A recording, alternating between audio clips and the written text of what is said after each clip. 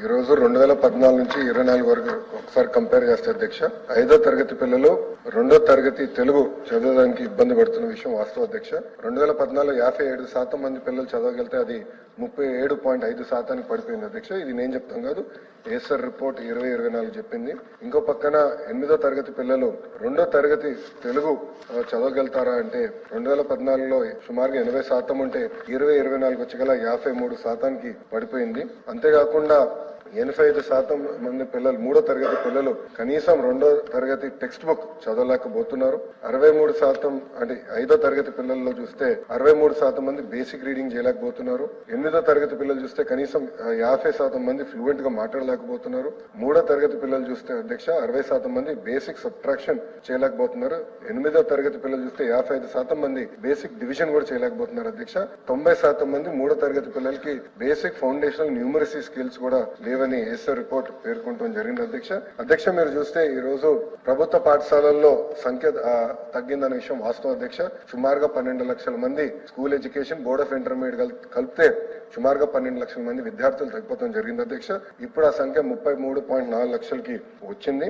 ఎందుకు జరిగిందంటే అది గతంలో కొన్ని అనాలోచిత అంటామా లేదంటే కొన్ని సంస్కరణలు చర్చ లేకుండా ఉపాధ్యాయుల పైన పిల్లల పైన వాళ్ళ తల్లిదండ్రుల పైన రుద్దారా అనేది అదే షార్ట్ డిస్కషన్ లో చాలా డీటెయిల్ గా డిస్కస్ చేసే అధ్యక్ష. ఆ జియోనే 117 జియో, ఆ 117 జియో వల్ల లోకల్ ఇష్యూస్ పరిగణనలో తీసుకుండా చేశారనక అక్కడి నుంచి ఫాస్టర్ డిక్లైన్ జరిగి పిల్లలు ప్రైవేట్ పాఠశాలలకు మారిపోతాం అనేది జరిగింది.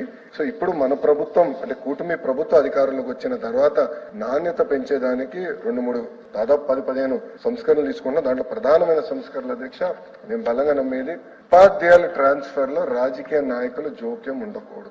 అవుట్కమ్ బేస్డ్ జరగాలనే దానికి మన కేబినెట్ లో కూడా టీచర్ ట్రాన్స్ఫర్ యాక్ట్ అదే ఒప్పందం వచ్చింది, అదే పాస్ చేశాము. ఇప్పుడు అసెంబ్లీకి వస్తుంది అధ్యక్ష. ఈ రోజు అసెంబ్లీలో ఉంది, రేపు కౌన్సిల్ కి వస్తుంది అధ్యక్ష. అది ఫస్ట్ బిల్డింగ్ బ్లాక్. అదే కాకుండా అధ్యక్ష టెక్నాలజీతో జోడించి అంటే ఇప్పుడు ఉపాధ్యాయులు కూడా ఒక 45 నిమిషాలు పాఠాలు చెప్పిన తర్వాత కంపల్సరీగా ఒక 60 సెకండ్ వీడియో ప్లే చేసి ఆ పాఠాన్ని సమ్మప్ చేసే విధంగా ఆ పాఠాలని సమ్మప్ చేసే విధంగా ఆ వీడియో ప్లే చేసి దాని తర్వాత క్లిక్కర్ టెక్నాలజీ ద్వారా పిల్లలకి అర్థమైందా అవలేదా అనేది కూడా తెలుసుకుని అక్కడి నుంచి ప్రిస్క్రిప్టివ్ హోంవర్క్ అంటే ఈ రోజు ఇక్కడ చూస్తే నారాయణ సార్కి ఒక హోంవర్క్ వస్తుంది, లోకేష్ ఒక హోంవర్క్ వస్తుంది. అంటే ఆయనకున్న సబ్జెక్ట్ స్ట్రెంత్ వేరేది ఉంటుంది, నాకున్న సబ్జెక్ట్ స్ట్రెంత్ వేరేది. అది ప్రిస్క్రిప్టివ్ హోంవర్క్ వాళ్ళనేది ఒక లక్ష్యంగా పెట్టుకుని అది కూడా చేస్తున్నాం. పేరెంట్ టీచర్ మీటింగ్ కూడా మెగా పేరెంట్ టీచర్ మీటింగ్ పోయిన సంవత్సరం ఏర్పాటు చేస్తాం అధ్యక్ష. వచ్చే అకాడమిక్ ఇయర్ లో 2 సార్లు ఏర్పాటు కూడా చేస్తాం. రిపోర్ట్ కార్డు కూడా అంటే తల్లిదండ్రులకి ఉపాధ్యాయులకి పిల్లల మధ్యన ఇంటరాక్షన్ ఉండాలని చెప్పి అద్భుతమైన రిపోర్ట్ కార్డు కూడా ఏర్పాటు చేశాం, అది చేస్తున్నాం. ఇంకో పక్కన మోడల్ ప్రైమరీ స్కూల్ కాన్సెప్ట్ తీసుకొచ్చి 60 మంది పిల్లల కన్నా ఎక్కువ ఉంటే అక్కడ కంపల్సరీ 1 క్లాస్ 1 టీచర్ ఇవ్వాలి, నాణ్యమైన విద్య అందించాలి లక్ష్యంతో మన ప్రభుత్వం కృషి చేస్తుందని గౌరవ సభ్యులు తెలుపుకుంటున్నాను. అంతేకాకుండా అధ్యక్ష భారతదేశంలో ఏ రాష్ట్రం హామీ ఇవ్వని విధంగా మనం ఇస్తున్నాం అధ్యక్ష. గ్యారంటీడ్ ఎఫ్ఎల్ గ్యారంటీడ్ చేస్తున్నాం, అది బాధ్యతగా మేము తీసుకుంటున్నాం. సంఘాలతో కూడా ఎవ్రీ ఫ్రైడే కమిషనర్ గారు కూర్చుంటున్నారు, నీట్ బేస్ నేను కూడా కూర్చుంటున్నాను, వాళ్ళ ఇష్యూస్ ఏముందో తెలుసుకుంటున్నాం. గ్యారంటీడ్ ఎఫ్ఎల్ అందించాలని లక్ష్యంతో మేము పనిచేస్తున్నాం అధ్యక్ష. మేము బలంగా నమ్మేది ఈ 10వ తరగతి ఎగ్జామ్ ఇప్పుడు జరుగుతున్నాయి, ఇంటర్ ఎగ్జామ్ జరుగుతున్నాయి, దీంట్లోనే చాలా మార్పు రాబోతుంది, పర్ఫార్మెన్స్ ఇంప్రూవ్ అవుతుందని బలంగా నమ్ముతున్నాం. వచ్చే సంవత్సరంలో మీరు చూస్తే leaps and bounds outcomes improve చేసే బాధ్యత కూటమి ప్రభుత్వం తీసుకుంటుందని గౌరవ సభ్యులు తెలుపుతున్నారు. గౌరవ సభ్యులు ఇది కరెక్ట్ కాదండి. ఏమనుకోకపోతే మాట చెప్తున్నా, కరికులంలో రాజకీయాలు తీసుకురాదండి. కరికులంలో రాజకీయాలు తీసుకురాదు. ఎక్కడ తీసుకొచ్చారండి? సాఫ్రనైజేషన్ ఎక్కడ జరిగింది? కరికులంలో ఎక్కడ జరిగిందండి? ఎక్కడ జరిగిందని అడుగుతున్నా. కరెక్ట్ కాదు అధ్యక్ష. రాష్ట్రాన్ని హౌస్ ని తప్పుదారి పట్టిస్తున్నారు అధ్యక్ష. ఒక మాట చెప్తున్నా, కులం మతం ప్రాంతం అతీతంగా పిల్లలందరూ బాగా చదువుకోవాలని కోరుకునే వ్యక్తులు మనందరం.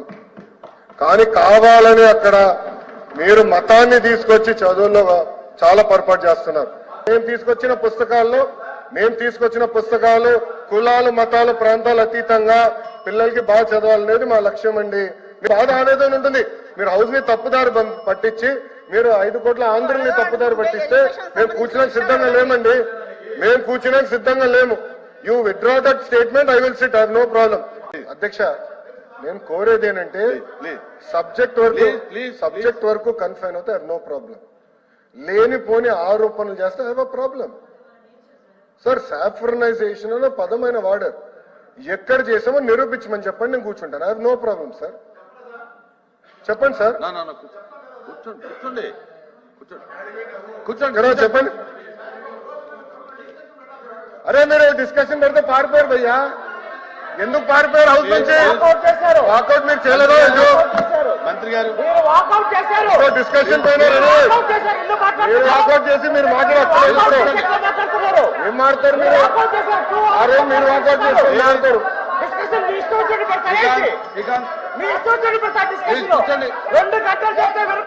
ప్లీజ్ కూర్చోండి.